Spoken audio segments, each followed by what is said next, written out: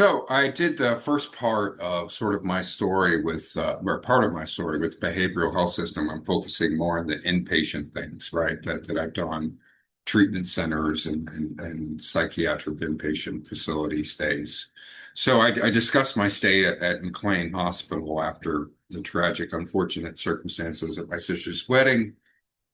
Then the halfway house I lived in for a few months, and then I went back to Egypt to study Arabic intensively for a year and a half, where I had a psychiatrist there in Cairo, Coptic Christian man, who at this time I was my bipolar depression diagnosis had been removed, and I had been re-diagnosed with major depressive disorder. So I was back on the antidepressant carousel. I remember, at least for a while, I was on Remeron or Tazapine while I was in Egypt. I also skipped over Wellbutrin. I was on for a while as well. So it wasn't just SSRIs that I was on. This is all before SNRIs were available, right? And none of these medications ever helped my mood. None whatsoever. Anyways, I dealt with tons of fatigue and depression and cognitive difficulties while I was in Egypt. But it's a whole nother podcast to spend my time back in a year and a half in Egypt, studying Arabic. So I will jump back, going back to Santa Fe. Going to Santa Fe. This will be my first time living there for more than just a summer. So in December of 1999, I left Cairo and moved to Santa Fe, New Mexico. Got a house with two roommates that I found through the newspaper when you still did that back then, right in downtown Santa Fe. And the three of us, as two roommates, one from California, one from Louisiana, New Orleans, the other was from Sacramento. We went out to dinner one night to this place called Harry's Roadhouse, and eventually I was like, I kind of like this place. It's a really fast, high-paced environment, quality food, really relaxed, busy. I was like, and I was looking for work. They're like, Greg, why don't you do that? Why don't you apply? And so I went back the next day or a couple days later and applied and got a job at Harry's, and I was a server there for I think about a year or so, and until I got fired because and I only took evening shifts because I couldn't wake up in the morning from my brain fog, from my inflammation in my brain, my hypersomnia and my insomnia issues. I couldn't take a morning job anywhere. And so I worked as an evening server, evening waiter. But I even had problems making it for 2:30, 3 o'clock in the afternoon shifts. And it wasn't from drinking or drugs. Let me tell you that. It was from infections that weren't denied. When I got to Santa Fe, it was probably early in January of 2000. I found a psychiatrist who was fairly new in Santa Fe. He was he went to medical school at UCLA, and he was pretty new to the Santa Fe area. And he was basically my psychiatrist for like 20 years. We had a pretty good relationship, and he treated me for major depression and anxiety and things like that, and restless leg and all these other bogus conditions that I didn't really have. Well, the restless leg was real, but it was not a neurological problem, right? It was a parasitic problem. So, but I lost that job at Harry's, even though when I was there, I would always, every job I've ever done, I've always given full effort, like above and beyond, but sometimes my full effort is really only 10% of what I'm capable of when I'm healthy. I mean, I'm that impaired in terms of energy and thinking and mood, and it's that debilitating, right? But I was still able to work, but I just couldn't get there on time. Anyways, I got let go, um, and I couldn't pay my rent. And my parents had retired at that point, so they had left Egypt and Houston and now retired in Santa Fe, New Mexico, where they had a home. At then it was only about 2,000 square feet up in the foothills of Santa Fe. And I couldn't pay my rent. I was living with a roommate from Queens, New York City. And I'd moved, right? Right, or was that? I don't know. Maybe I wasn't with that roommate at that point. Maybe that was a different time. Anyways, I'm mixing things up. So, anyways, I guess it was. I don't know. Doesn't not important. So I was in my free time. I was gaming online. I was playing an MMORPG on dial-up. I wasn't very good at it because I was limited to dial-up, and I didn't have the best computer either. But this is how I spent most of my time. But since I couldn't pay my rent anymore and my bills, I moved in with my parents. Now, this was all by design. But anyways, this was a horrible idea. And so this was about 2001. This was 2001. And I was playing Ultima Online, which was one of the first major MMORPGs out there before World of Warcraft and stuff. This and like EverQuest, and there was another one I think that was super big, but Ultima Online's the one that I played. And I would, since I was playing on dial-up, whenever we only have one phone line, one landline, and so whenever my parents or somebody would call, it would disconnect me from the game, and I'd be in the middle of like playing the game, and I'd be like, ah! So I'd play all throughout the night. But I was so sick, I was so depressed, I was so exhausted, I had such horrible brain fog that this was the best I could do. Was playing this game. I was in bad shape. So, my parents then, like the furthest thing from my mind is alcohol and drugs at this time. I was drinking a lot of coffee. I was smoking a lot of cigarettes at the time. But that those were my drugs and playing this video game all throughout the night, right? And so my parents did an intervention on me one morning. This was shortly after 9/11. So this was end of September, early October 2001. And they brought in a man from a treatment center from Taos, New Mexico, which is about an hour and a half north of Santa Fe, hour and a half drive. And yeah, they did an intervention in the morning. And the odd thing is that they knew this intervention was coming, but then we went out to dinner the night before, and they took me to a brewery for dinner, where I think I had a pint of beer while I was there because I was at a brewery, but this was probably the only alcohol I had consumed for 6 months or something, you know. And it was only one beer, and I probably didn't even finish it. But a very strange place to take your son when you're about to have an intervention on him, right? This is the insanity of my parents. Anyways, they did an intervention, and they're like, Gregory, you need help. You need help. I was like, yeah, I do need help. I'm dealing with all of these intense issues, and I need help. And then the guy's like, well, we can help you. I was like, to a rehab, a drug and alcohol rehab? I was like, but I don't have a drug and alcohol problem other than coffee and cigarettes, and I don't need an intervention for that.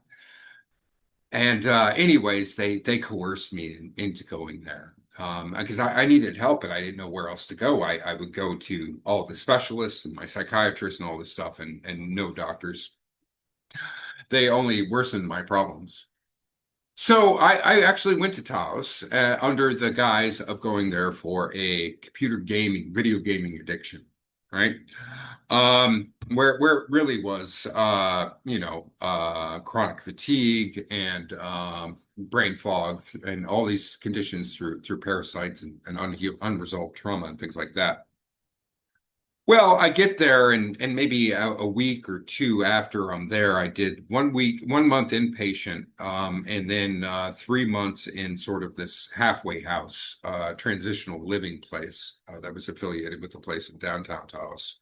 So after a couple weeks there, they basically gaslighted me and tried to convince me that I was an alcoholic. And I just kind of went with it just because everybody there grew up in a dysfunctional family and they all their lives were dysfunctional. And I grew up in a dysfunctional family and my life was dysfunctional. So I'm like, all right, well, maybe, I don't know. And I kind of ran with that. And I was sober for like a year straight and it was super easy for me.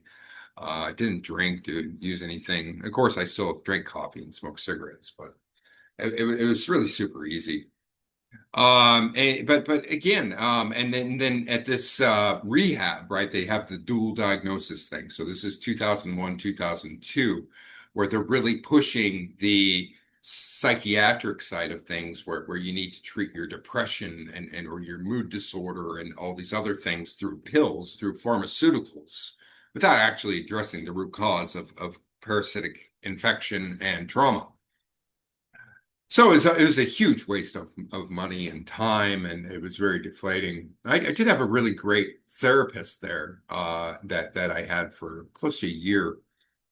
And then after I left Vista Taos, which was the name of this treatment center, I got a new psychiatrist in Taos, New Mexico, and he re-diagnosed me he moved my primary diagnosis from major depressive disorder to bipolar depression, back and forth, back and forth.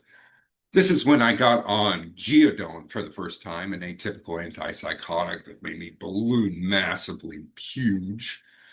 Look, man, really gross. I went from being about the weight I am now, being 6 years old and looking healthy and attractive and stuff to being technically obese with just horrible skin and skin issues and greasy skin and it was bad. It wasn't pretty. It wasn't pretty. Um, and but yeah. So again. If they had identified the infections and treated the infections, I would have been healthy. If they had done any specific trauma treatments, that would have helped dramatically as well. But again, I was set up to fail because instead they keep pushing me with these expensive pharmaceuticals that do extreme damage to your cholesterol, to your weight. They make you sensory numb, they make you emotionally numb. And it's just these are evil medications. Maybe in extreme cases they have application, but in my case it was they were targeting the wrong things, right? And whatever. So I want to highlight that moment, but then I eventually after like a year, I lived in Taos for about a year and a half. I worked at the front desk of a Best Western, and then I worked at a restaurant briefly. I tried to do some other work, and I paid my bills. I barely got by. The economy in Taos isn't the best, but I made do, and I got by. And then I'd have to take some temporary jobs and things, but you know, um, but I was in rough shape, man. I was in rough shape, but this is where I got my dog, who was the love of my life, Delita, who I had for 12 years. She was amazing.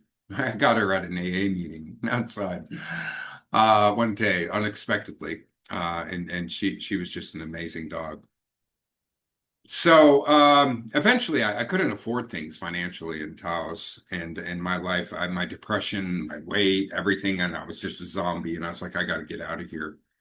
So I went back to Santa Fe and ended up working at Harry's again. But by now, my sleep had improved dramatically, and so I was like, "Well, you rehire me because now I won't be a problem and I won't be late to work." And so I worked at Harry's again, Harry's Roadhouse as a server again there.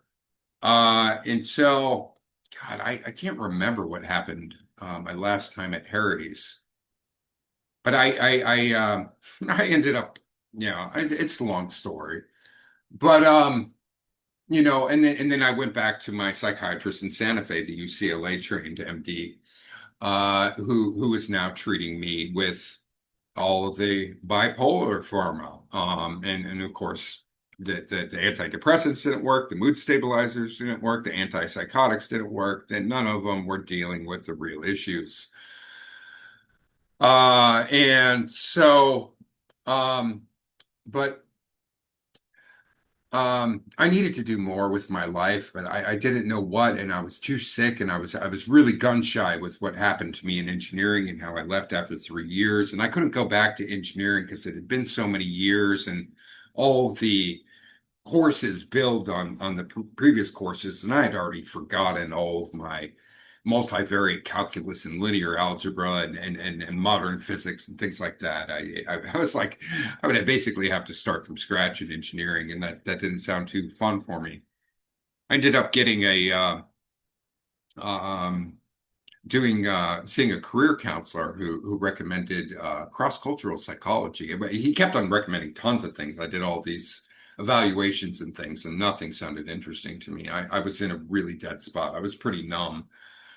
And so but he mentioned cross-cultural psychology. Now that interested me, how thinking and behavior is dependent on culture across nations and cultures and societies. And so that really fascinated me. And I was like, oh, tell me more. I've never heard of that. Eventually, I ended up going back to college. I went to the University of New Mexico. I didn't have any money for education, so I got a Pell Grant. At this time, I was 28 years old in 2003 or 2004. And but I was my brain fog and my sleep issues are so horrible. I took three 100 level courses, not working, not doing any extracurricular things. My first semester got C's, and I was lucky to get C's. I was really struggling. Um, but then my psychiatrist, put me on Strattera at amoxetine, and I started exercising and changing my diet and doing a lot of walking, a lot of cardio. Then I got into yoga a few times a week, like an hour and a half, a few times a week. I'd take a yoga class through the University of New Mexico with an amazing instructor who hopefully one day I can touch base with her. She was fantastic. And um and somehow, even though I was a targeted individual, I had horrible chronic and acute infections all the time. I was being hit with directed energy weapons. I still managed to turn things around, find my passion, and I graduated summa cum laude. After that first semester, I got basically nothing but A pluses. And I went from taking three 100 level courses to taking eight courses, where most of those were graduate level courses in my final semester. And all straight 4.3, like A plus and everything. And God, the A plus is so annoying because do you know the amount of work it takes to go from a 93 to a 98? It's a lot. You basically have to double the workload. And me, I was in that state where I can finally do it. I have to prove it to myself. And I would kill myself going from that 93 to that 98 to get the A plus in the course. Anyways, um, but I would take all afternoon courses, right, because of my sleep issues and things, and I found ways to navigate around my chronic illnesses and succeed. I worked in a couple, volunteered in a couple research labs. I worked as a crisis center a volunteer at a crisis center. Um, and then I graduated summa cum laude, like near the top of the class, just blowing everybody away. Had every intention of going to graduate school to get a PhD. It was PhD or bust for me. I didn't even attend my college graduation for my bachelor's degree, even though I rocked it, right? It just didn't seem worthy enough for me. I had my bar set much higher. So, but yeah, this whole time I'm taking all these medications, all these pharmaceuticals, psychopharm, and I was dealing with all these problems, other health problems and stuff. And of course, doctors just made my life more miserable, more and more miserable. All these times I'm doing sleep studies all throughout these years at multiple times. Every couple of years, I'll do a sleep study. Basically, I've been diagnosed with restless leg syndrome, like, and periodic movement disorder and bruxism, like three, four times in my adult life. But then, interestingly, more recently in my adult life, what's it did not come with those any of those diagnoses in later sleep studies. But one time I had severe central sleep apnea, and then a follow-up from that, I had just obstructive sleep apnea. And so my sleep disorders are morphing over time, and none of this makes any sense. It should these conditions should be fairly static and stable in an ideal environment, right? Which tells you there's some funny business going on here. But so I graduated, and I wasn't able to get in my applications in time for the doctoral programs, and applying to elite PhD programs is a lot of work. It's really stressful. So I took a year off, and I ended up taking a job at the VA hospital in Albuquerque in the neuroimaging lab in psychiatry, studying sensory processing issues in people with schizophrenia and PTSD, war veterans with PTSD. And unfortunately, I started the job there, and I showed up late one day early in my employment because I couldn't wake up, right? My brain fog and stuff. Little did I know that my boss was the head of psychiatry at the VA, and he was also fairly highly ranked in psychiatry at the University of New Mexico Hospital. He was on the faculty there as well.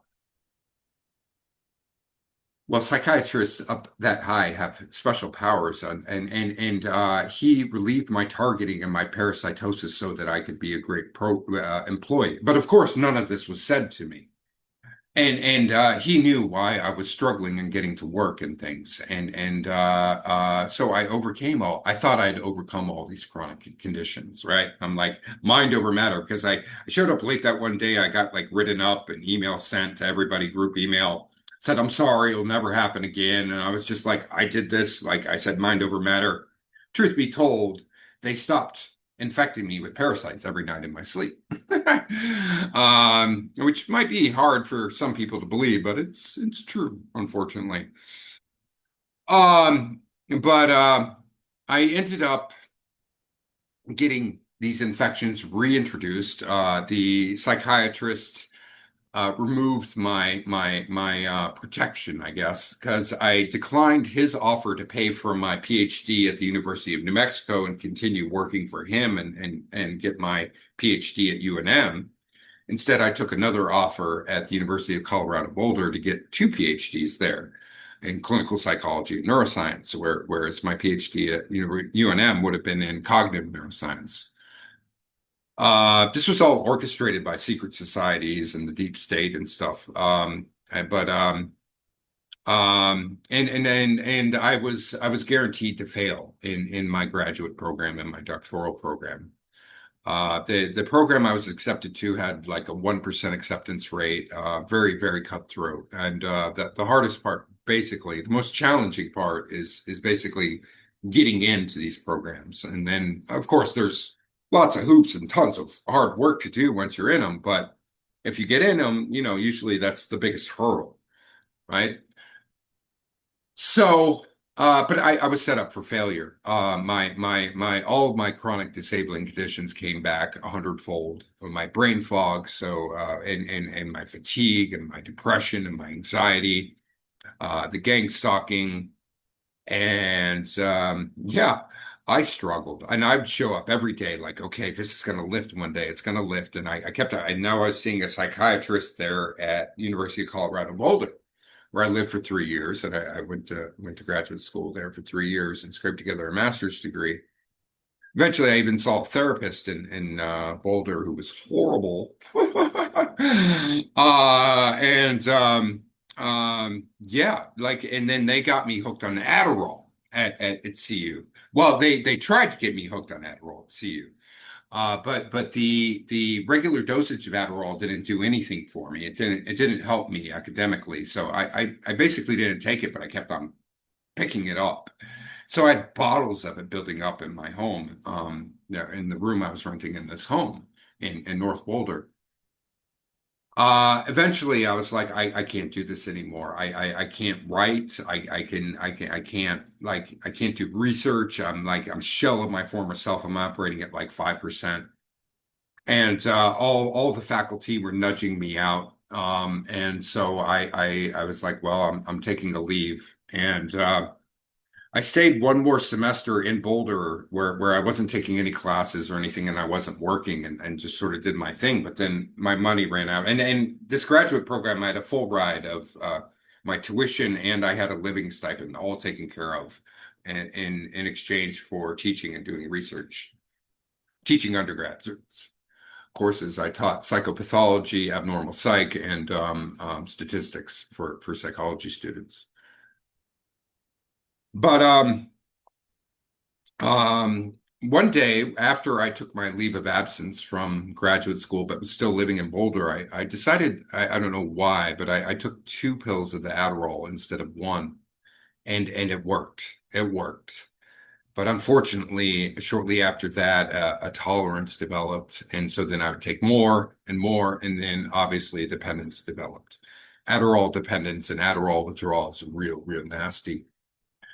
So now I was getting hooked on Adderall. I was hooked on Adderall before I left CU, and I was broke and unemployable and pretty bad shape.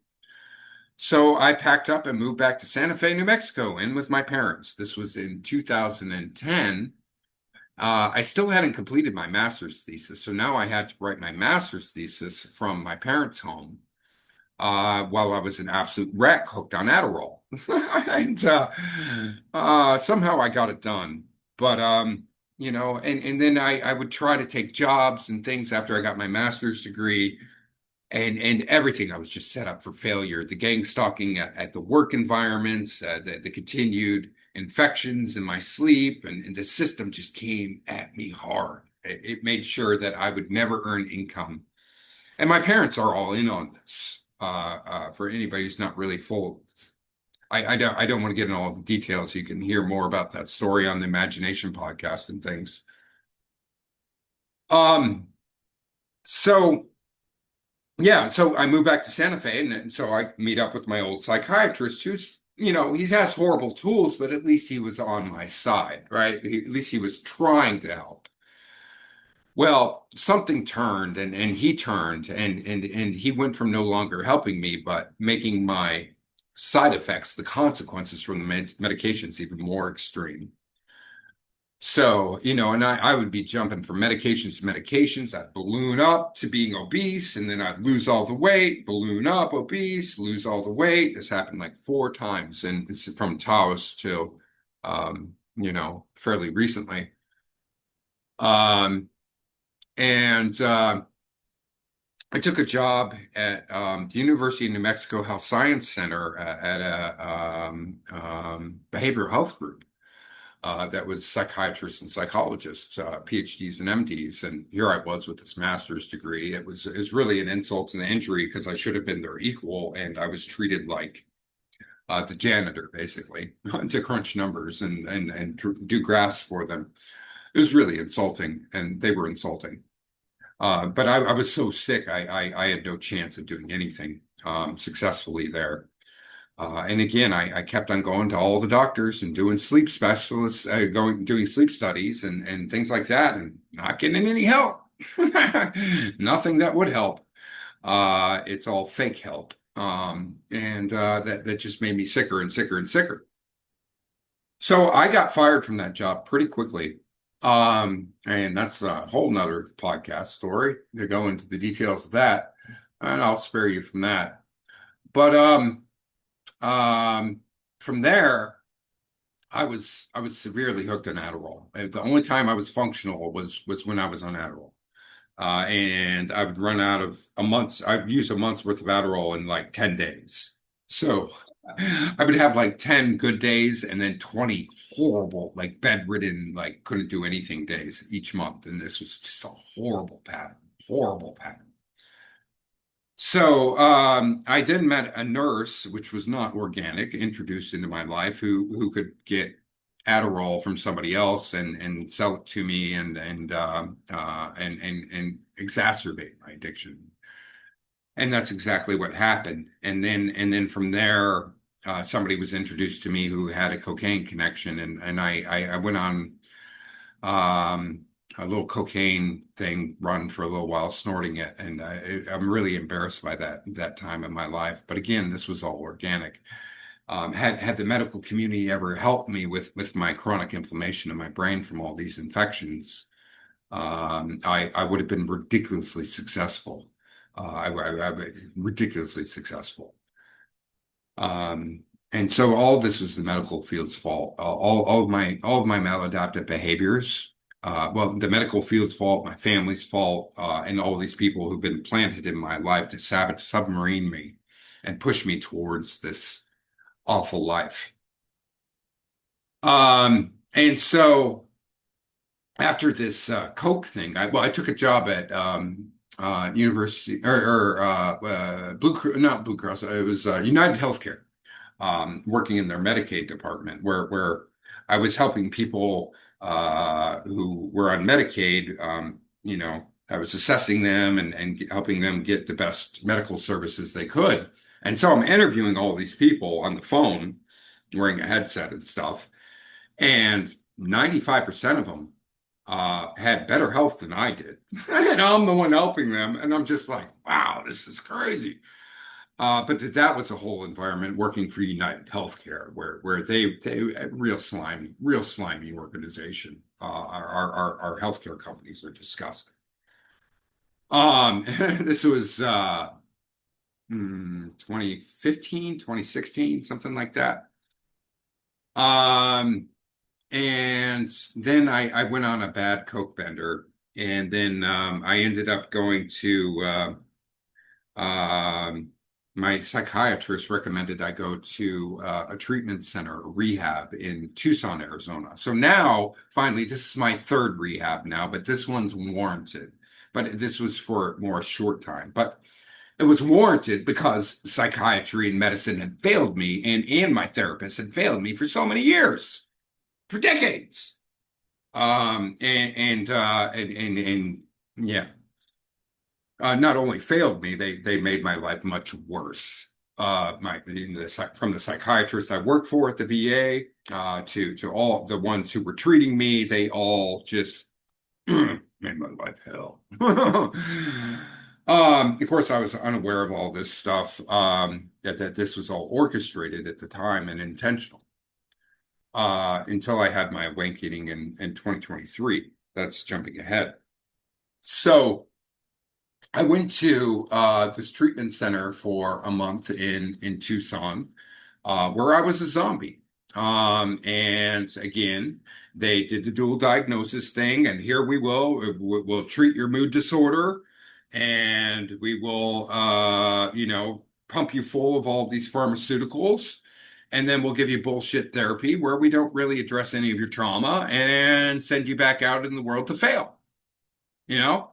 And so these rehabs are jokes. They're total jokes. They basically create a revolving door where they expect everybody to fail. And because they're not dealing with the true root cause, which is inflammation in the brain and trauma, psychological trauma, unhealed. Or they do a very poor job at dealing with the trauma. Some of them might address it a little bit, but most of them don't. Met some real interesting characters there at this place called Cottonwood in Tucson. Another podcast interview to talk about that. I ended up moving back to Albuquerque, right? And so my issue was with stimulants, Adderall, and then cocaine, powder cocaine, late in my life. And I'm in my 40s now and stuff, right? It's very strange for an addiction to start in your 40s, without a major like traumatic event, where there wasn't like this flashbulb event that pushed me. It was just years of psychological and medical abuse that pushed me to self-medicate. And so God, I can't remember where all I worked and stuff, and I spent most of the time living at my parents, and they were accelerating in my demise, and then they basically set me up to go to, now my psychiatrist recommended another rehab, but this one in Las Cruces, New Mexico, that was a dump. It's basically a prison. It's basically like jail. There are, 20-foot walls with barbed wire fence around the, coiled barbed wire fence around the top of the walls. You don't get sunlight. You don't get any therapy. You have a thin plastic prison mattress. You have a metal prison toilet. You're in prison. Every door is locked and requires like three keys, and only the staff can, open them. You have your specific dining hours of awful food, and where you shuffle in there with everybody else who's miserable, and you know, it was hell, and I didn't receive 1 minute of therapy in there. I did get to see a psychiatrist like once a week, maybe if that. I was there for a month, and the guy never made eye contact. He never looked up. He always was just looking at his notes the entire time, and it'd be like a 10-minute appointment. And he like ripped me off of my antidepressant without tapering me off, and I went through horrible SSRI withdrawal while in there and getting hit with all these brain zaps and things. It was a nightmare, absolute nightmare. And I can't believe that people go to these places, and that insurance companies pay for them, and that or families pay out of pockets to help their loved ones to go to these places that are doing great damage, great damage. And again, not dealing with the root issues. So yeah, there are a whole bunch of things that happened in between that. So that was in 2019, I think it was, when I was in Las Cruces.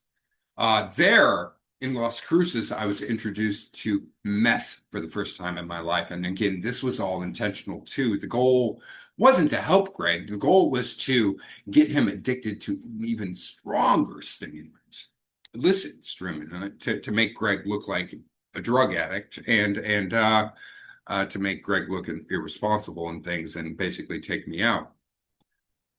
I know this sounds pretty over the top for most people, but my story will be validated in time, corroborated. So yeah, so I go back to Santa Fe, New Mexico, very angry with my parents. Well, when I was checking into this place in Las Cruces, the vibes and everything, I was like, this is bad place, bad place. And both my parents were there. We drove down. How many hours it is from Santa Fe to Las Cruces? It's like a 5-hour drive. It's ways, right?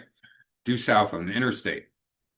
And we get there. I'm like, this is a bad place. I'm like, I am not checking myself in here. This is a horrible place. I just feel the energy, and I was not going to get any help there.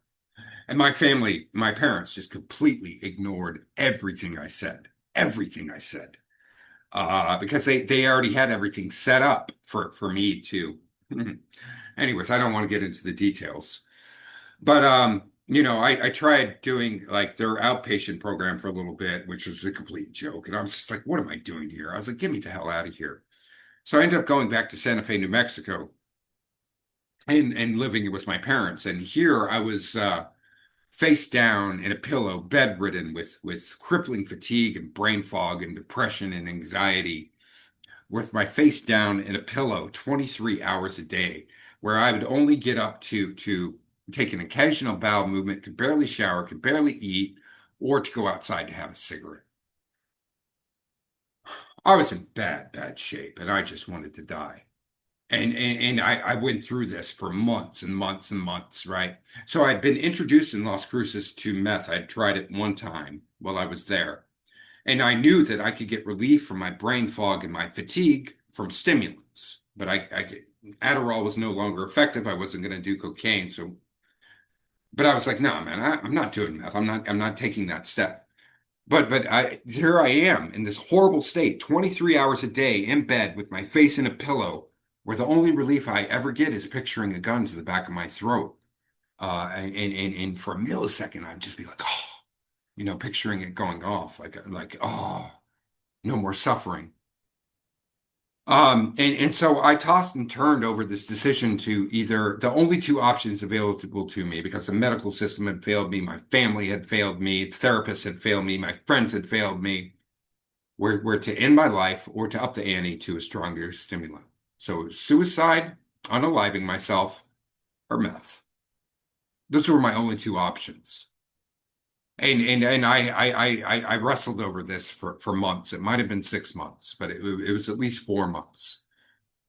This was not an impulsive decision. This was a very, very hard decision. And eventually I decided I was like, I'm not a person given all the nightmares I've gone through with mental illness, depression, anxiety, brain fog, and things like that. I've never attempted suicide up to this point in my life. All right. So this is 2019.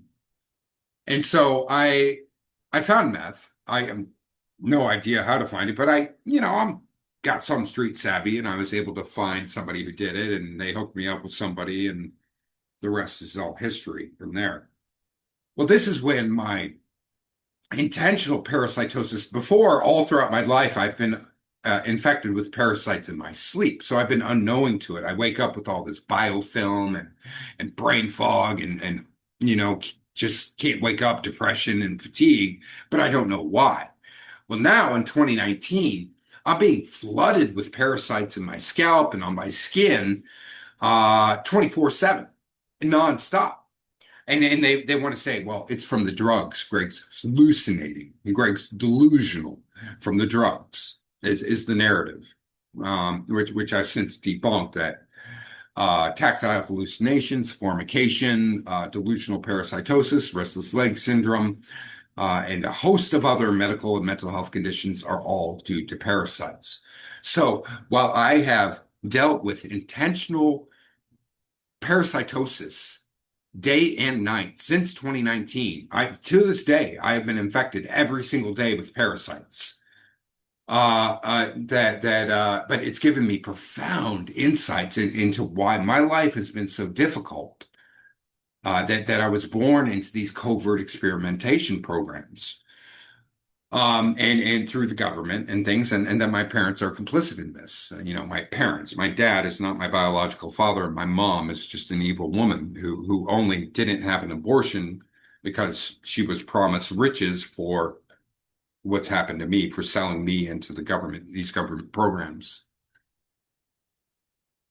So, yeah, there's so much that happened over the next 4 years yeah.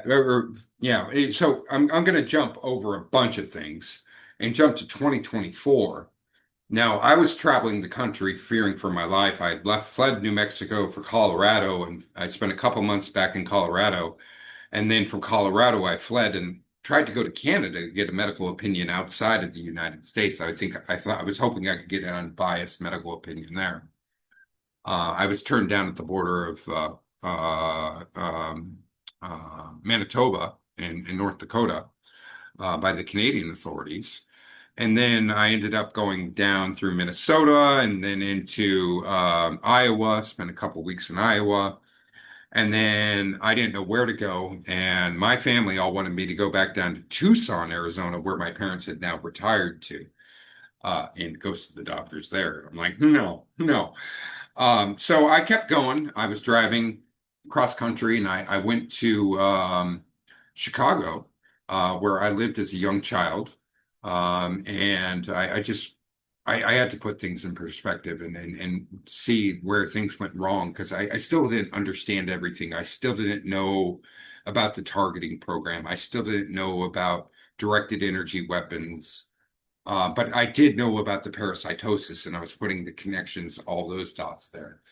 And so in Iowa's where I did the Why Black Americans Smoke Menthol Cigarette videos that proves long-standing systemic racism and classism because it's not limited to Black Americans. It's happening to poor people all across the United States, that they're being intentionally infected with parasites and that are causing addictions be it crack or meth or, even Adderall, or other Ritalin or Vyvanse, things like that. This has all been orchestrated by the elite. And this is happening to millions of people, millions of Americans, which is completely evil, completely evil. And so I have profound gratitude that I've been able to take my story and alchemize it into something that's knowledge that's going to benefit countless people. It's truly, it's the greatest blessing. From there, from I did that in Iowa. I recorded that in Iowa, and then once I got to Chicago, I was inspired to do. Now, again, I had never attempted suicide at this point in my life. I was inspired to do the medical system doesn't care about you video. This was March 2024, mid-March or so, late March, I guess, around the 20th or something of 2024, almost 2 years ago. And I did it not far, like a mile away from Pfizer Pharmaceuticals. This is where I recorded this. And my goal at this time, I couldn't take the intentional parasitosis, the gang stalking, the system was taking me out. And I didn't have much longer to live, and I couldn't bear another minute alive with my symptoms and everything. And between the parasites and the directed energy weapons, and at this point, I was treated like a known or suspected terrorist by the entire community in this started in Colorado and followed me into the Canadian border and into Iowa and Chicago and Ohio. I was treated like a known or suspected terrorist. Of course, I didn't put those dots together until a couple of weeks later. That was the reason why people were treating me so awful. Good Americans were trying to take me out because they truly felt that I was the enemy, or I'm not the enemy. I've been nothing but tormented by the true enemy, which is our government and the deep state and these secret societies. And my family are affiliated with them with the New World Order. So, I did that recording, The Medical System Doesn't Care About You, where I completely destroy psychopharmacology, all the side effects that have happened in my life, and I back it up with other published research studies and just rip it apart and integrate my story into it. That was my intended suicide note to the world. I planned on, I ended that video saying, well, now let's go see what Pfizer's up to. And my intention was to drive over there at around 4 o'clock, 5 o'clock in the afternoon when everybody was getting off work, and out in their grassy area outside was dump like oil and gasoline on me and set myself on fire. I couldn't. I wanted to make a big statement, like this is how desperate I was. But as I was driving, I recorded the video, uploaded it, went towards Pfizer. And I just kept driving right by it, and everything told me, Greg, this is not your fate. This is not your destiny. This isn't going to get the results you want. They've already portrayed you as this monster. It's going to be so easy. The media is going to have a field day with this. This is not how you do it. Okay. So then I go from there, and so now. I can't check into hotel rooms and book in advance, right? I'm staying in motels mostly. So I couldn't book in advance because whenever I did, the deep state would get there before I did, and they would sabotage my room so that my parasitosis was more extreme. And so I just drove randomly on these random small highways through Illinois towards the Wisconsin border while I'm just being flooded with parasites by drones overhead, like dropping all these worms on my car and infecting me. It's a complete nightmare. Until I finally stumbled across this real cheap motel in the middle of nowhere in Illinois towards Wisconsin, and paid cash for it. And there I slit my wrist and wanted to end my life that night. But I ended up passing out. I did that in the bathtub in that hotel, passing out and woke up and the next morning when it was checkout time and I had to rush out, which I was in horrible health and I just had this huge scar on my arm and my head and my bad shape. I'm in bad shape. I just wanted to die. But I picked myself up and grabbed what few things I had and stumbled back into my car and just plowed through, and I went back to the Chicago area. I was like, I'm going to face my fears. And it was coming up on Easter Sunday, and I had this vision to go back to the church where I was baptized, Winnetka Presbyterian Church, for their Easter Sunday service. And so I said, screw this. I can't escape this deep state and what they're doing to me. So I'm just going to get a nice hotel on my dad's credit card. And so I got a nicer hotel, like a Residence Inn or something. I can't remember what it was, but it was well, much better than this cheap $40 a night motel. Way better. Um, and I stayed there a couple nights. But it came Easter morning, and I um, I was called to do something different and rather than going to church that day. The day before Easter, I spent like an hour and a half outside the church. Well, everybody was closed on Saturday, day before Easter, just walking around and trying to remember memories of my early childhood and stuff and where I was there. And then from there, I went to the elementary school I went to in kindergarten and first grade, Crow Island Elementary School.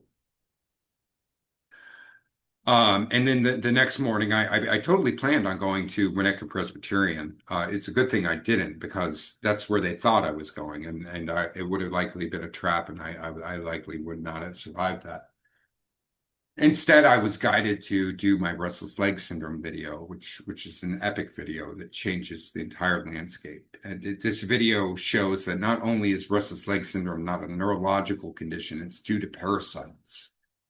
And not only is it due to parasites that our medical system denies, these are lab-grown parasites grown in a lab and unleashed on suspecting people. That this technology was developed in World War II and perfected in the Korean War, Vietnam War, and until it was unleashed on the civilian population. Our government and our medical system are doing this to the people intentionally. Now, restless leg syndrome affects 10 to 15% of the American population. Um, and so that's 30 to 50 million people right there that are dealing with intentional parasitic infections that are denied. Now, that's not count, and restless leg syndrome impacts more white people of European ancestry than other ethnic groups. Okay. So before I did the Why Black Americans Smoke Menthol Cigarettes video, and they smoke it because nicotine's got anti-parasitic properties, and so does menthol. And then I did the Restless Leg video that shows, hey, we're all in this. We're all getting nailed with these parasites.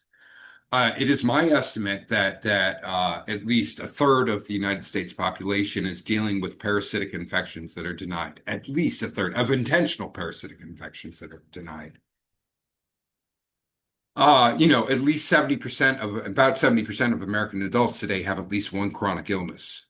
That's a huge number. Almost all these chronic illnesses, be it mental health or chronic medical conditions, almost all of them are due to parasites. And I have to think that most of these infections are intentional. So now we're talking about 250 million Americans because parasites can thrive, like tapeworms can thrive in a person's body for 20, 25 years, right? Other infections can reproduce and keep going and going and going if they're never identified and treated. It's completely evil. This is the devil's game. It's us versus them. This is way worse than Snowden surveillance drops that went huge, right? I was watching a documentary on Edward Snowden last night. It was really fantastic. But this goes even worse. Not only are they surveilling us, they're intentionally making us sick, and then they're denying us the treatments. And then yeah. So yeah. But then from Chicago, after I recorded the Restless Leg video, I really recommend everybody check that out or read my Restless Leg Syndrome video on notthatkindofcrazy.com on my website, or that the article that I wrote from the video changes everything, changes everything. I've implicated over 220 medical and mental health conditions that are due to parasites, and this is probably half, not even half of the medical conditions that are due to parasites that our medical system denies having parasitic causes. So the key issue is identifying the issue, and once we know the issues, then we can solve the issues. But we also need to know the perpetrators, who is intentionally making us sick. This is what's coming in the very near future, all right? And many of the doctors involved, I mean, in our medical community and medical providers aren't aware of this. They really believe in this, that in the belief that we've eradicated parasites of significance when we haven't. And it's much darker than simply that parasites are most of these infections aren't happening organically. They're not happening naturally. We're being intentionally infected. Um, and then our diet has been intentionally manufactured to benefit not us, but the parasites. High carbohydrate, high sugar, high processed food diets, high inflammatory diets, where the natural foods that are anti-parasitics have been phased out of the American diet. We're on a death walk. We're on a death walk as a society. So this is huge. This is going to break and be front page news of the world. Okay. There's nothing in human history that even there is no parallel to what's going on in terms of the mass deception and betrayal of what the U.S. government and the American medical community are doing. But this is occurring all throughout the West, Western Europe, and even I think even in Japan and Korea, and obviously Australia and New Zealand as well. The entire industrialized world is under attack covertly. Um, so anyways, back to my mental health story. So I went to Ohio where my parents grew up and my grandparents grew up. And I went to the town where my dad grew up in northwestern Ohio, where I was, whoa, hit with parasites bad there. And then from there, I went to Springfield, Ohio, where my mom grew up and my grandfather grew up. And spent a couple days there, and it's hit hard there. Eventually, my parents flew out, and they cut off the credit card. They froze it, so I couldn't.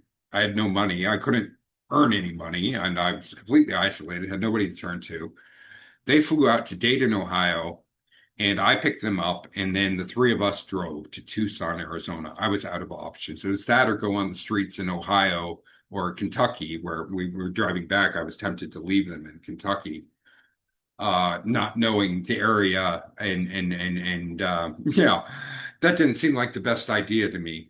With no money and the deep state still following me, so I went to Tucson, but I made a contract with them that I needed certain things. I needed a paternity test for my dad. I needed I agreed to an outpatient psychiatric evaluation, not an inpatient evaluation, things like that. Well, as soon as we get to Tucson, they take me to an inpatient facility for an evaluation, and I'm like, I'm not going into an inpatient. And the person, the nurse who was assessing me there, the intake nurse, was like, "Well, Greg, I got to admit your speech is pretty pressured, and your parents are going to take legal action and get you committed in here against your will if you don't come in here voluntarily." I'm like, "Fuck." So again, now here I am again in another facility. Now this ward was a mix of people with mental illness problems, be it from being delusional or depression and things like that, to people with severe addiction. And again, received zero therapy in this place. The food wasn't healthy for us.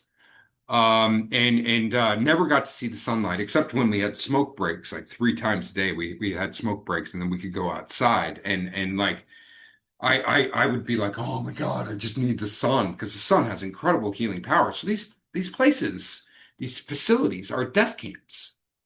They're not dealing with trauma. They're not dealing with the infections. They're just pumping you full of these drugs that make you sensory numb and emotionally numb. They just make you blunted. They make you gain weight. They give you cause metabolic havoc.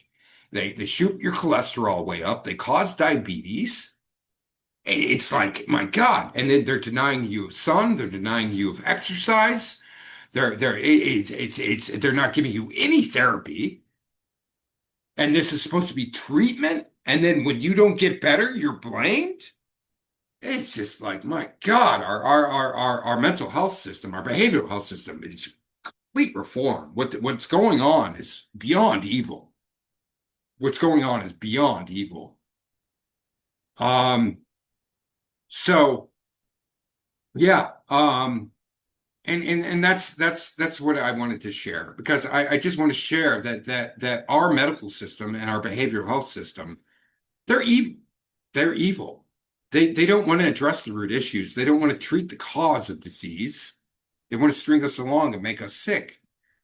And if you followed me this long, then you're probably privy that there's a global depopulation agenda going on, but the United States is target number one in this global depopulation agenda. And that's proven through those videos that I did while I was traveling the Midwest in 2024. There's three videos that I've referenced. This is a spiritual war where they're trying to take out all of us. And for us to pay for our demise and taking these pharmaceuticals that aren't helping us. And while they overcharge us for all these pharmaceuticals that aren't helping us, that might treat the symptoms okay, but they cause catastrophic side effects, which you need more medications for. Well, how do you think they're funding all this surveillance and all this lab-grown parasites that they're unleashing with people with on using like drones and stuff? Well, we're paying for it in the pharmaceuticals we buy. So, yeah, and I also wanted to add that it was in 2023 when I was still in late 2023 when I was still in Albuquerque. I had an apartment in Albuquerque, New Mexico. I had fled Santa Fe, and this is when I was still smoking meth. But then I found a podcast on that referenced luteolin, which is a supplement that protects the brain and has anti-inflammatory, antioxidant qualities that relieved all the chronic conditions that I've been seeking help for my entire life. All of them. I've been prescribed 100 pharmaceuticals my entire life. None of them have helped. Not maybe very briefly, like Adderall, it would help at double the dosage for a 4-hour window, which led to catastrophic consequences. And a supplement blew my mind away. And so then I abandoned, I quit meth, and then I had my awakening that all this was orchestrated. My life and everybody else's disease and mental illness has been intentional. This has been the grand plan for generations. It's really evil. It's really evil. But yeah, something natural of the earth. Luteolin, it's an anti-parasitic. That specific product that I recommend is called Brain Gain and by algonaut.com. And it changed my life. And it changed the quality of my life for all of my neurologically based conditions. Later in 2023, all of my gastrointestinal problems, severe, resolved from ivermectin, the anti-parasitic. So now I've got an anti-parasitic for the brain and luteolin, and I've got ivermectin for anti-parasitic for my gut and my skin. All my health problems resolve. But then I'm being reinfected every day. So then they all, of course, come back, and I can't take ivermectin every day and all this other stuff, and I couldn't afford it. And that's when I went on the run and tried to get medical opinions elsewhere. And then I realized this is a big deal happening all over. So yeah, that's my story of how messed up our behavioral healthcare system is and our medical system is. And during this entire time, while I'm suffering, okay, it's the medical community for years that was unleashing these parasites on me. Everybody who has a delusional parasitosis diagnosis is being infected by lab-grown parasites paid for by your hospital and your pharmaceutical companies. That's who's bankrolling it, and which is technically biological terrorism, okay? Don't go to doctors to get help with your chronic health conditions. Don't.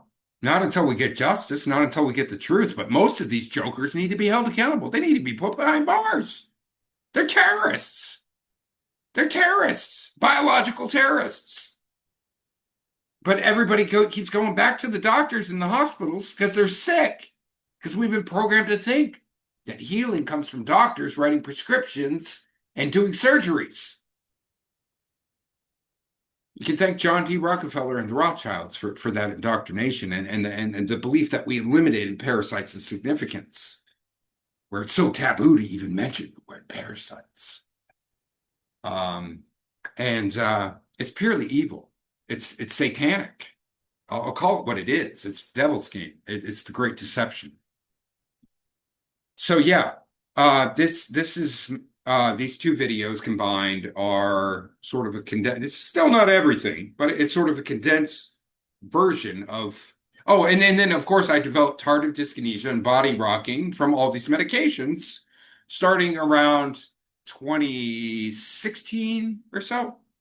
So it's been about 10 years now that I've had these catastrophic side effects, not counting my cholesterol and other issues and stretch marks or whatever from the medications as well. And all the trauma that I've endured from. So yeah, whoops, didn't mean to knock the computer there. And that's my story, and I'm sticking to it. And so, this needs to reach everybody. Everybody needs to be aware of what's going on and how you can protect yourself. Please go to my website, read the Restless Leg Syndrome video, watch that video, and go to my Treating Parasites page. I have 5 pages dedicated to how to treat parasites. I don't really recommend the pharmacological angle of taking fenbendazole or menbendazole or ivermectin to treat parasites. We need to change our diet. We need to get sun exposure. We need to connect with earth. We need to ground. Okay, we need to get back to the basics. We need to eat healthy food. We have to stop eating sugars and carbohydrates, especially stuff sprayed with glyphosate with added iron. And in these 2 videos, I still haven't talked about the nanoparasites that are being unleashed on us as well. I didn't touch upon COVID and all this other things. This is just it's bad. It's bad what's going on. And all of this has been planned for generations. So awareness is the first step, and then knowledge. And I offer all this knowledge for free on my website. So please check it out. It changes everything.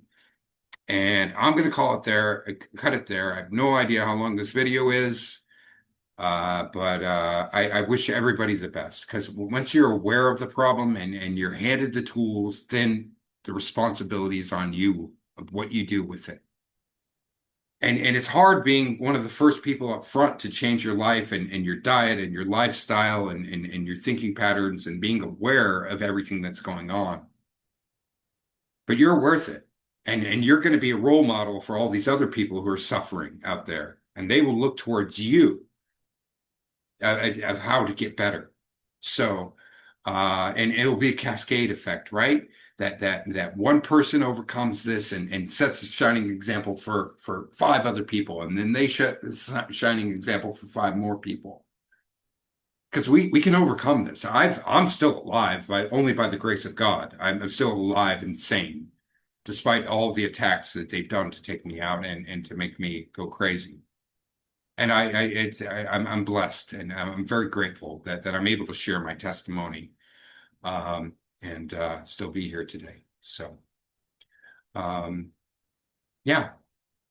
Much love and respect to anybody who's suffering out there with chronic illnesses, chronic conditions. But there is relief out there. There is treatment. There is hope, and justice is near. They can't keep up this charade much longer, especially when people like us are having these types of conversations out there. And this is starting to reach people. So God bless. Have a great night. Bye.